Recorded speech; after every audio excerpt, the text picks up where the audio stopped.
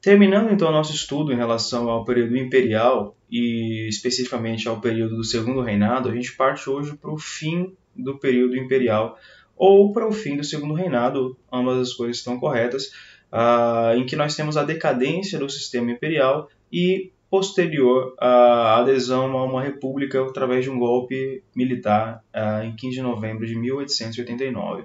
Então, se você está aqui nesse vídeo é porque você ou já assistiu o primeiro vídeo ou simplesmente está aí procurando alguma coisa interessante para estudar sobre a crise geral do Império. A gente vai falar um pouquinho sobre isso agora. Vamos lá? Quando a gente começa a pensar nos fatores que ocasionaram a derrocada do período imperial no Brasil, que minaram o poder do Dom Pedro II a ponto que o próprio poder dele fosse questionado, a gente separa 5 elementos muito importantes que são chaves para a gente realmente conseguir compreender por que é que o Império Brasileiro acabou como acabou. Então eu separei esses 5 para a gente, que são a Guerra do Paraguai, a Igreja Católica, questões de dificuldades que Dom Pedro II vai ter, enfrentamentos com a própria Igreja Católica, a questão militar, a questão republicana e a questão abolicionista. São todos elementos que eram pilares de sustentação do Império, mas que começam a ruir aos poucos e então ocasionam o que aconteceu. Beleza? Vamos então para a parte da Guerra do Paraguai. Antes da gente falar propriamente dito da Guerra do Paraguai, é necessário falar um pouco como é que estavam as relações de poder entre os países da América do Sul, mais especificamente do Cone Sul, o que nós entendemos como Paraguai, Uruguai, Paraguai, Argentina e Brasil. Então, bem, um dos principais conflitos e dos principais motivos que faziam com que o Brasil se envolvesse em conflitos e os demais países se envolvessem em conflitos, talvez a questão básica fosse a questão da navegação no Rio da Prata. O Rio da Prata é uma das principais vias de acesso ao interior do continente. Ele é importantíssimo para o escoamento de produtos até o mar do Atlântico e isso é interessante, a gente vai observar, o Paraguai não tinha acesso ao livre acesso, como ainda hoje não tem, ao Oceano Atlântico, por conta da sua localização interiorana dentro do continente. Então, nós temos causas secundárias também que são importantes para compreender esse processo. Então, são disputas territoriais naturais que existiam entre esses países, principalmente questões referentes também a fronteiras, que nesse momento ainda estavam sendo definidas com não muita clareza entre os países platinos, que nós chamamos essa região da bacia do Rio da Prata. E, enfim, a segunda coisa que a gente tem que entender é que o Brasil, embora nós percebêssemos que ele, a todo instante, ele era influenciado pela política externa inglesa, ao mesmo tempo em que era influenciado pelos ingleses, o Brasil era um país que, diante do seu tamanho, da sua economia muito mais robusta, o fato de não ter se desmembrado em vários países menores, como aconteceu na América Espanhola, o Brasil exercia uma força muito grande e muitas vezes, inclusive, influenciando decisões políticas de outros países. Esse imperialismo brasileiro, ele então vai ficar marcado em dois momentos específicos, e em um desses momentos, então, a gente então vai ter o estopim da Guerra do Paraguai. Beleza? Vamos então ao primeiro momento. Quando nós analisamos os demais países da América Latina nesse momento, do Cone Sul principalmente, nós percebemos que lá também existiam diferenças internas. Da mesma forma que no Brasil nós tínhamos conservadores e liberais, nós tínhamos também partidos diversos e opostos nesses países. E esses partidos opostos, eles tinham preferências políticas e preferências de política externa, de quem apoiava e quem não apoiava. Então, em 1850, a situação do Uruguai é essa. Nós temos dois partidos diferentes, dois partidos rivais, os partidos dos blancos, que eles são ligados aos estancieiros, que eram fazendeiros das províncias do interior. É um partido pró-Argentina, muito, inclusive, que se discutia muito o Uruguai ser anexado à Argentina. Lembrem-se que em 1825, quando o Uruguai aparece, O Uruguai aparece como uma tentativa de pacificar Argentina e Brasil, que estavam disputando aquele território, a antiga província da Cisplatina. Nós estudamos isso quando falamos sobre Primeiro Reinado. Então, os blancos eles eram pró-Argentina e tinham como líder o Uribe. Os colorados eram o segundo partido com bastante força no Uruguai nesse momento, mais ligados a comerciantes, com sede em Montevideo, a capital, e eram mais pró-Brasil, tinham como líder o Rivera. Então percebam que existia uma dinâmica muito forte dentro do Uruguai. Ao mesmo tempo, a situação na Argentina era também de dois grupos distintos que disputavam o poder. Você tinha, basicamente, a capital federal, Buenos Aires, contra as capitais, contra as províncias do interior. Lembre-se que também o século XIX é um século onde os países da América do Sul eles estão em processo de construção, em processo de se fazer realmente países. Então você tinha, de um lado, a Buenos Aires, que tinha como general Rosas, ele era apoiado pelos blancos do Uruguai, né? Vocês viram que os blancos do Uruguai eram pró-Argentina. Nós tínhamos também as províncias do interior, que elas, Corrientes, Entre Rios, que elas tinham como líder o Urquiza e eram apoiadas pelos colorados do Uruguai e pelo Brasil. Vocês percebem, então, 3 países, vários partidos dentro de cada um desses países, mas você então tem o alinhamento entre alguns e o desalinhamento entre esse e outros, né? Então, em 1850, o Brasil vai se adentrar na política interna desses países e num único movimento militar ele vai invadir Montevideo, invadir Buenos Aires e vai colocar no local, no governo, membros que realmente fossem pró-Brasil. Então vão assumir o Rivera, Colorado no Uruguai e Urquiza na Argentina, todos então membros de partidos e eles próprios apoiadores do Brasil. Isso em 1850. Esse processo, então, ele vai gerar atritos na região, isso é evidente. É evidente que uma potência externa mexendo os pauzinhos em determinados países vai criar problemas. 14 anos depois, nós temos um outro evento importante. Nós temos uma guerra contra o Aguirre, no Uruguai, um branco. O Brasil vai invadir o Uruguai, vai depor o Aguirre, vai colocar no lugar dele um colorado, Venâncio Flores, também pró-Brasil.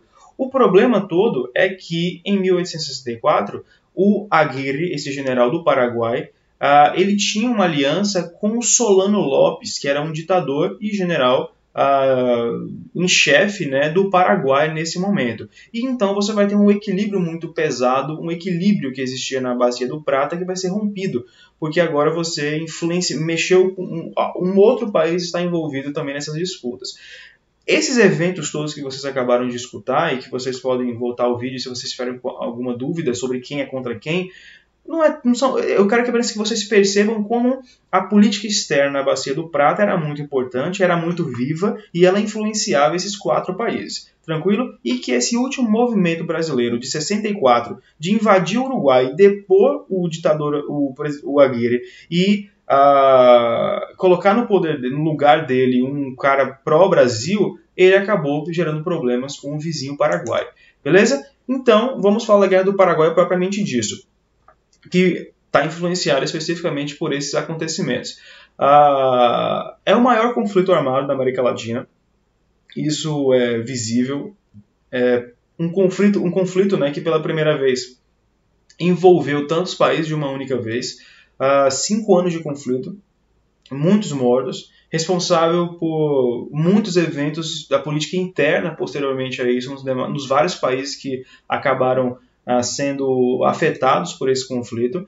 Mas vamos falar um pouquinho do Paraguai. Nós falamos já da Argentina, falamos do Uruguai um pouquinho e falamos do Brasil, no nosso capítulo.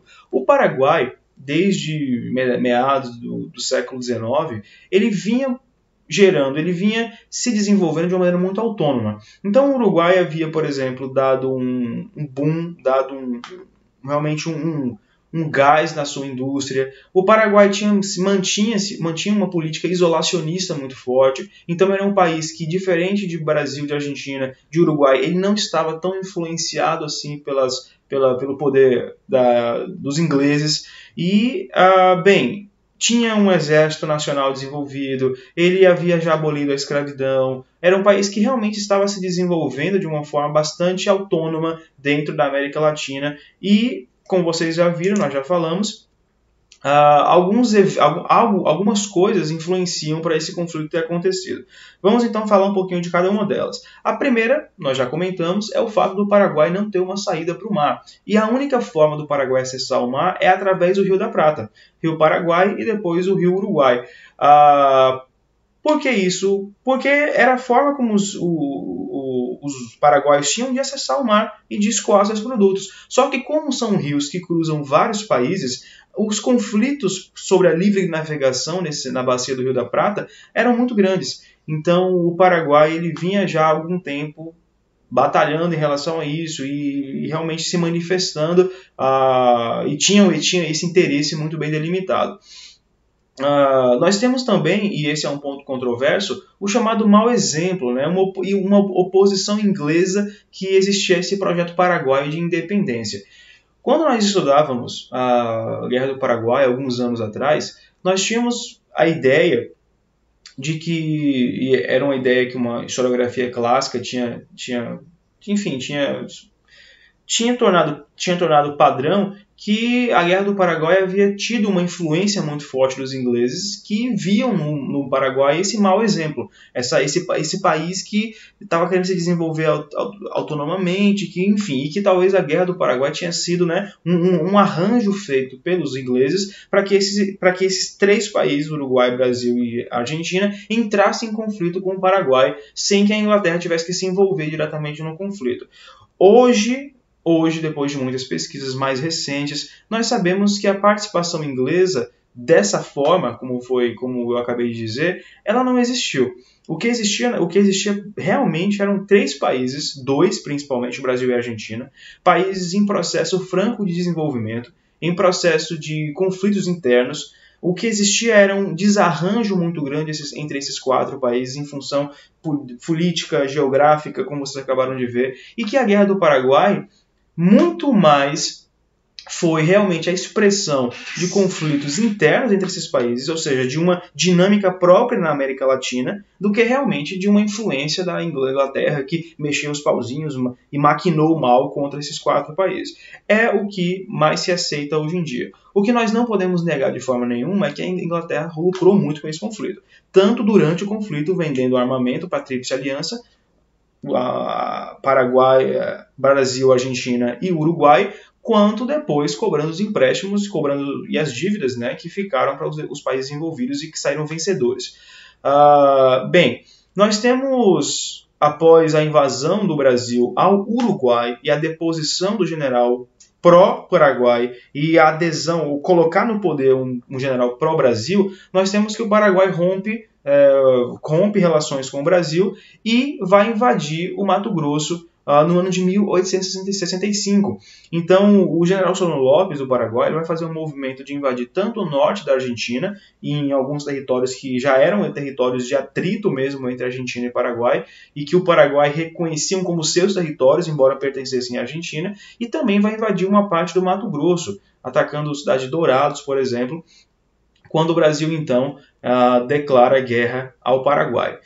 Vamos lá, então. A partir desse momento, nós temos a formação, então, de uma tríplice aliança entre o Brasil, Argentina e Uruguai versus o Paraguai. Embora o Brasil e a Argentina tivessem uma população muito maior nesse momento, vocês percebem nos gráficos que o exército paraguaio era muito maior. Porque o Paraguai, como eu falei, ele vinha se organizando há algum tempo e vinha se... Enfim, o Solano Lopes ele vinha já fomentando uma política tanto de industrialização local quanto de expansionismo, etc. O Brasil, nesse momento, embora tivesse 10 milhões de habitantes, perceba que a população brasileira é talvez 3 vezes maior que a população dos outros 3 países somadas nesse momento. O exército brasileiro não estava preparado para esse conflito. Então o Brasil teve que realmente se virar nos 30 para conseguir organizar um exército, para conseguir armar um exército. Foi muito comum nesse momento, por exemplo, negros serem alocados nas fileiras do exército e terem ao final do conflito sua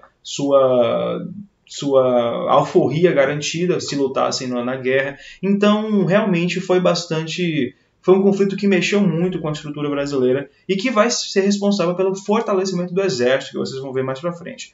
Para a Tríplice Aliança, a Inglaterra então estava na retaguarda, fornecendo empréstimos, vendendo armas e por aí vai. O fato é, depois de 5 anos de conflitos, para a gente não estender muito, depois de 5 anos de conflito, nós temos a vitória da Tríplice Aliança contra o Paraguai. O Paraguai lutou até as últimas consequências, realmente. Solano Lopes não quis de forma nenhuma, jamais, mesmo quando a guerra já estava perdida, ele não quis pedir uma paz, solicitar um armistício, nada. Ele simplesmente foi até o final, ele inclusive vai ser morto em uma das batalhas, já próximo dos Andes. E, bem, as consequências para o Paraguai foram desastrosas, de uma forma que a palavra desastroso talvez não consiga classificar exatamente o quão desastroso foi. 600 mil mortos de uma população de 800 mil habitantes, que não chegava nem a 1 milhão de habitantes. A população masculina, aí no slide está marcando 99% dos homens, mas as melhores estimativas ficam entre 90% dos homens com mais de 20 anos foram mortos nesse conflito. O Paraguai, então, manteve dívidas e que foram levadas anos e anos e anos para serem pagas. O Paraguai teve perdas territoriais, então, se antes o Paraguai queria ainda se expandir, conseguir mais territórios, não consegue, então perde territórios, inclusive. E, enfim, para o Brasil, nós temos o endividamento, o fortalecimento do poder político do exército e a crise do escravismo e do império que vão começar a partir daí. Para os ingleses, nós temos a afirmação dos seus interesses econômicos na região, que então se fortalecem ainda mais dentro do comércio que vai acontecer ali agora, porque os 3 países vitoriosos eram 3 países pró-Inglaterra, que estavam ali muito subjugados à política da Inglaterra do ponto de vista econômico. Pronto. Segunda questão, então, é a questão religiosa. Acabamos de ver que a Guerra do Paraguai acabou gerando para o Brasil dívidas, acabou gerando um problema realmente depois na administração. Ao mesmo tempo, a Guerra do Paraguai ela favorece o exército, que sai do conflito muito prestigiado, mas a gente vai chegar na questão militar. A questão religiosa está ligada intimamente com a característica da religião no Estado brasileiro no Segundo Reinado. Por que isso? Nesse momento, você se lembra que pela Constituição de 1824, o Brasil ele tinha um regime, era um país católico oficialmente, porém o imperador ele era o chefe máximo da Igreja Católica no Brasil, era o chamado padroado. Ao mesmo tempo, os principais cargos do chamado clero regular, os altos cargos da Igreja Católica, eles eram indicados, eles tinham que passar pela aprovação do Dom Pedro II, ou do Pedro I, na época do Dom Pedro I. Ou seja, esse padroado e o beneplácito, que é esse último que eu acabei de falar para vocês, eles são importantes para entender por que é que em 1864, quando o Papa Pio IX ele lança uma bula chamada Bula Syllabus, em que ela expulsava dos quadros da Igreja Católica membros da maçonaria, por que é que o Dom Pedro então ele vai se opor a essa determinação da Santa Sé? Ou seja, vem uma ordem da Igreja Católica, do Vaticano, dizendo, olha, membros da maçonaria não podem fazer parte da Igreja Católica. A Igreja teve um atrito com a maçonaria e então o Dom Pedro II, que era muito influenciado pela maçonaria, que tinha muita ligação com a maçonaria, e não esqueçam que a maçonaria, por exemplo, foi responsável por eventos importantíssimos na nossa independência, tinham realmente membros muito influentes aqui no Brasil no momento, e o Dom Pedro II então vai proibir que essa determinação ocorresse no Brasil. Porém, alguns bispos de Olinda e do Belém do Pará, eles vão descumprir essa ordem do imperador e eles vão ser presos. Posteriormente vão ser anistiados, vão ser perdoados, mas esse movimento, então, faz com que o Dom Pedro perca o apoio da Igreja Católica. Ou seja, o Papa determina algo, o Dom Pedro II utiliza o seu poder do padroado e diz que aquela ordem do Papa não vai ser aceita no Brasil. E alguns bispos não aceitam isso, ele vai lá e prende os caras, depois ele até solta, mas com isso Dom Pedro II perde perde muito o apoio da Igreja Católica no momento que vocês se lembram que era um sustentáculo do Império. Tem essa charge, né? Sua Majestade aproveitou a ocasião para não desfazendo do macarrone do Papa, fazer valer as vantagens e excelência de uma boa feijoada. Aí você vê ali que na feijoada está escrito Constituição do Brasil e o Papa está comendo um negocinho chamado sílabus, né, que é a bula papal. Então o Papa vem com o macarone dizendo, olha, vamos ter que tirar. E o Dom Pedro II, não, eu estou apoiado na minha feijoada, que é a Constituição do Brasil. Então eu não vou aceitar isso aqui não. A próxima é a questão militar. Nós tínhamos então um exército que vinha sendo desprestigiado. Lembrem-se que o Brasil, nesse momento, tinha duas forças militares, o exército e a Guarda Nacional. Vocês se lembram que o exército ele era organizado pela União, mas a Guarda Nacional ela era organizada localmente. Lembra que aquele grupo de soldados, criado pelo Feijó e tal, que tinham seus membros locais, enfim. O exército, então, ele vinha sendo desprestigiado há muito tempo pelo governo. Baixos salários, pouca aparelhagem, poucos investimentos. Só que com a Guerra do Paraguai e com a vitória na Guerra do Paraguai, o exército sai fortalecido e sai nacionalmente ciente do seu papel, da sua importância dentro da política brasileira. Então, ao mesmo tempo que isso acontece, nós temos algumas manifestações dentro do Exército em relação a isso, de brigar e falar que não, que o Exército precisa de mais importância, que é necessário que o Exército tenha melhores condições de vida, de trabalho, enfim. Só que nesse ambiente, né, que aconteciam algumas manifestações contrárias, nós temos punições a oficiais que se manifestavam politicamente, é o caso de dois membros importantes, o Sena Madureira e o Cunha Matos. Enfim, ao mesmo tempo, dentro do Exército, dentro dos quadros do Exército, nós tínhamos também a penetração de ideias absolutistas, ideias republicanas, positivistas, enfim.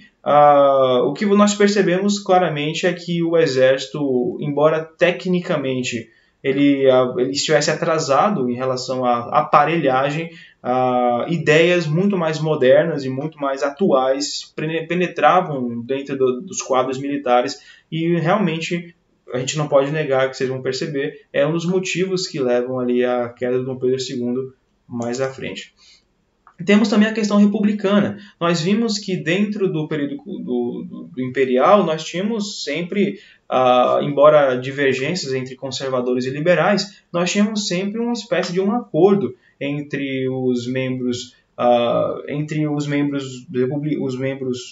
conservadores e liberais em torno, né, de algo específico. Quero que a manutenção do trabalho escravo, a permanência da economia de monocultura, de exportação, enfim.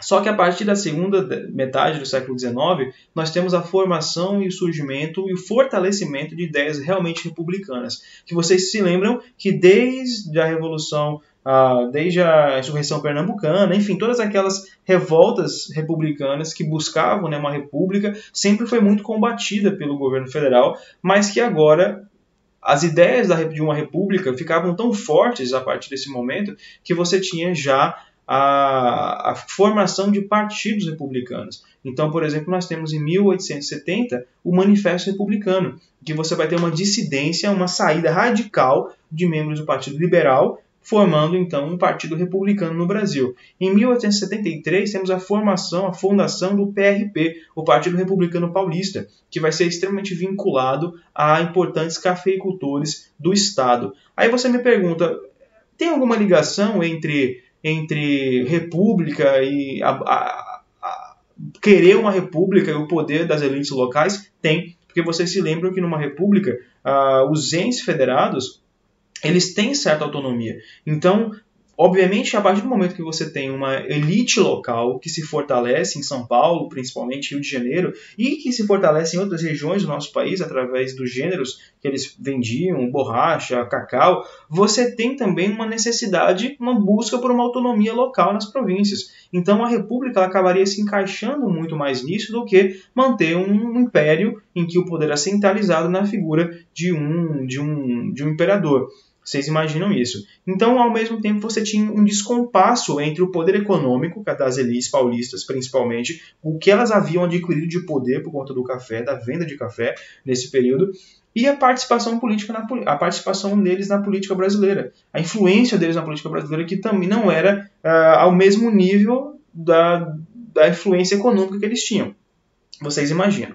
Então, a ideia de federalismo ela começa a se fortalecer porque ela daria maior autonomia às províncias.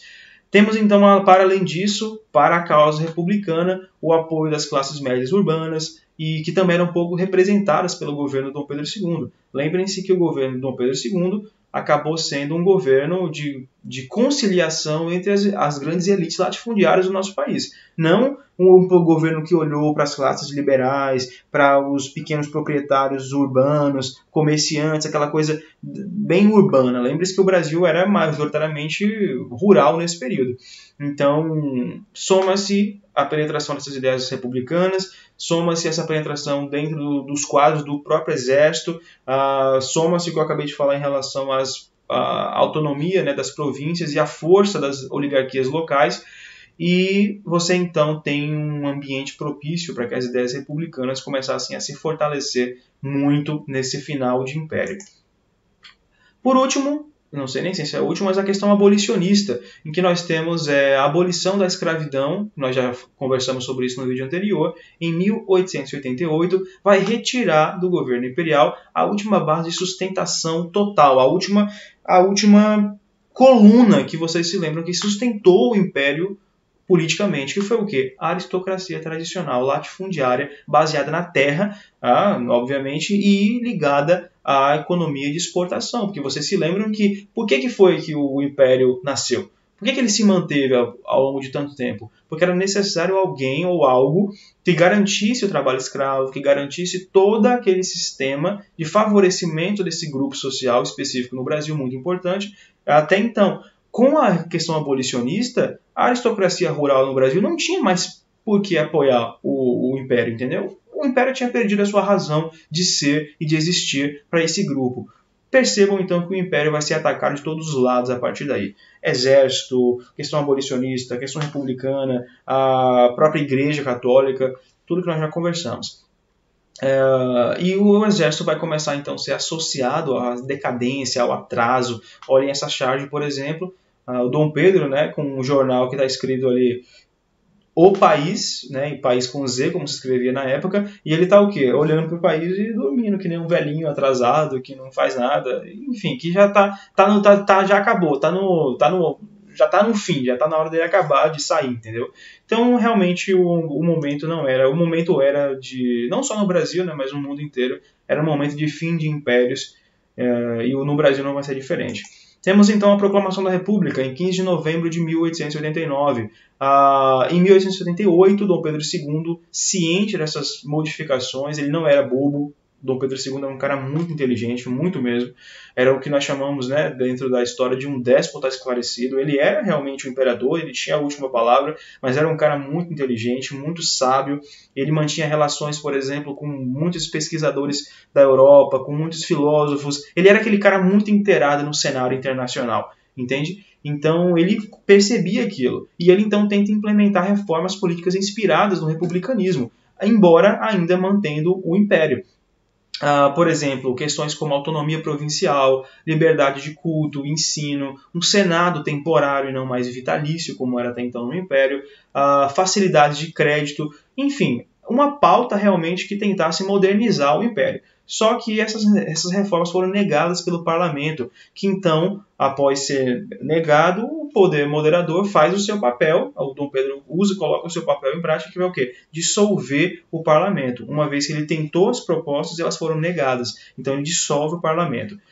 Os republicanos então começam a espalhar boatos de supostas prisões de líderes militares, de que Dom Pedro II estava promovendo uma perseguição a vários militares, né, republicanos, e enfim, que realmente as pessoas que pensassem contra o Dom Pedro II estavam realmente sendo perseguidas para valer.